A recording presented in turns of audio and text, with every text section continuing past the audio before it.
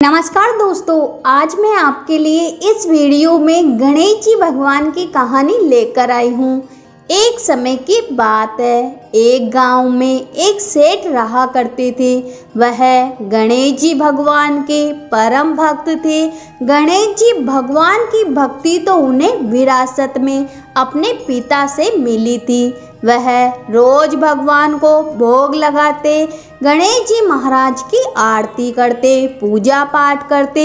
उसके बाद ही वह कुछ खाना खाया करते थे। गणेश जी भगवान की उन पर विशेष कृपा भी थी। उनके घर में किसी भी चीज की कोई कमी नहीं थी। केवल उसकी पत्नी को छोड़कर, उसकी पत्नी का नाम था शांति, पर वह बिल्कुल भी शांति से नहीं रहती थी। वह घर में हमेशा अशांति फैलाए रखती थी। उसे भगवान की पूजा पाठ करना बिल्कुल भी पसंद नहीं था। वह रोज सुबह सवेरे चिल्लाती और एक ही बात कहती, क्या शोर मच रखा है। रोज घंटी और शंख बजाकर पूरा गांव इकट्ठा कर लोगे क्या। सेठ उससे बहुत समझाता, पर वह कहाँ समझने वाली थी। एक दिन सेठ को किसी काम से बाहर जाना पड़ा। उसने अपनी पत्नी से बड़े प्रेम भाव से कहा, शांति, मुझे एक दिन के लिए बाहर जाना है। इतना काम कर देना कि मेरे प्रभु को भोग का ध्यान रखना, नहीं तो मेरे प्रभु भूखे ही रह जाएंगे। शांति ने ऐन मन से बात को सुना। जब सेठ चला गया तो उसे एक उल्टी चाल सूझी। उसने सोचा, यदि गणेश जी को घर से बाहर निकाल दूं तो रोज रोज की आरती, पूजा पाठ, भोग और शंख की आवाज की झंझट ही खत्म हो जाएगी। उसने घर के पीछे जाकर एक खड्डा खोदकर उसमें गणेश जी भगवान की मूर्ति को दबा दिया और घर में वापस आ गई। सेठ जब घर वापस आया, उसने मंदिर में गणेश जी भगवान को नहीं देखा। वह भागा भागा शांति के पास गया और कहने लगा, शांति, मेरे प्रभु कहाँ है। वह मंदिर में नहीं है।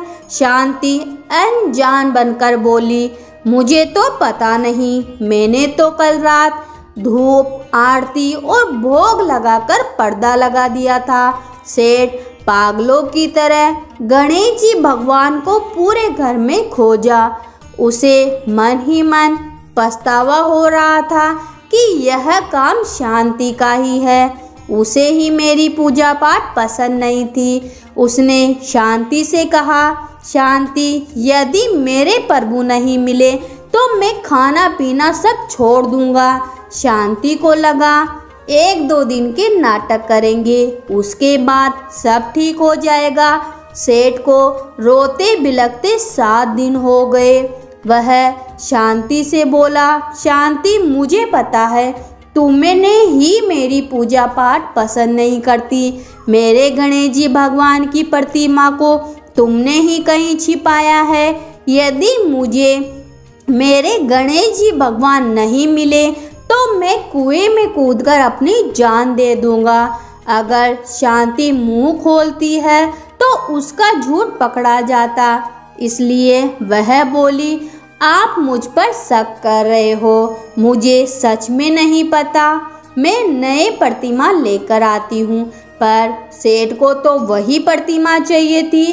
फिर वो खुदने लगा। ये सब शोरगुल सुनकर गांव के लोग इकट्ठा होने लगे। लोगों की आस्था भगवान भी देख रहे थे। वह भी अपने भक्त के पास जाने के लिए बेचैन थे। उधर सेठ कुएं की पाल पर चढ़ गया। शांति भागी भागी गई। गणेश जी भगवान की प्रतिमा खड्डे से निकालने लगी, पर गणेश जी महाराज तो खड्डे में नहीं मिले, क्योंकि गणेश जी भगवान अपनी प्रतिमा स्वयं निकाल लिए थे। गणेश जी भगवान एक बालक का रूप लेकर आए और अपनी प्रतिमा निकालकर उसके पास पहुँचे और बोले, काका, यह प्रतिमा आपकी है क्या? आप इसे ढूंढ रहे हो क्या? सेठ ने पीछे मुड़कर देखा तो एक सुंदर सा बालक हाथों में उसके गणेश जी की प्रतिमा लिए खड़ा था।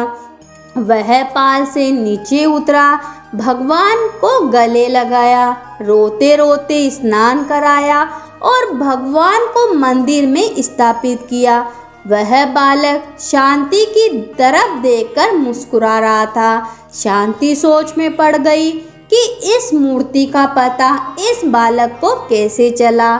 सेठ के साथ शांति भी अंदर चली गई।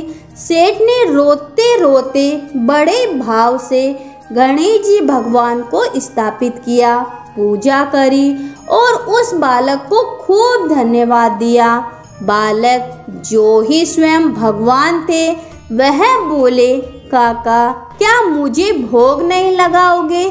शंभू भागा भागा और भोग लेकर आया। जैसे ही भोग लगाया तो उसने देखा बालक वहां से जा चुका था और तेज प्रकाश गणेश जी भगवान की प्रतिमा से उदित हो रहा था। शांति को अपनी भूल का पछतावा होने लगा।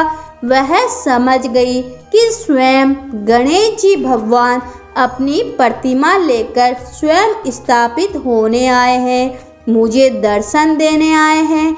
दोनों भाव विभोर हो उठे। उस रात भगवान ने उसे दर्शन भी दिए और कहा, मेरे साथ साथ शुभ लाभ, रिद्धि सिद्धि और सुख वैभव और लक्ष्मी जी सदा सदा तुम्हारे घर में वास करेगी। तुम सदा दुखियों की सेवा करना। इस प्रकार से शंभू की भक्ति अमर हो गई। दोस्तों, इस कथा को जो भी सुनता है गणपति बप्पा की उस पर परम कृपा होती है और उसके घर में माता लक्ष्मी जी का वास होता है। इस तरह और भी कथाओं को सुनने के लिए आप मेरे चैनल से जुड़े रहे तो प्रेम भरे शब्दों से बोलिए, गणेश जी भगवान की जय हो।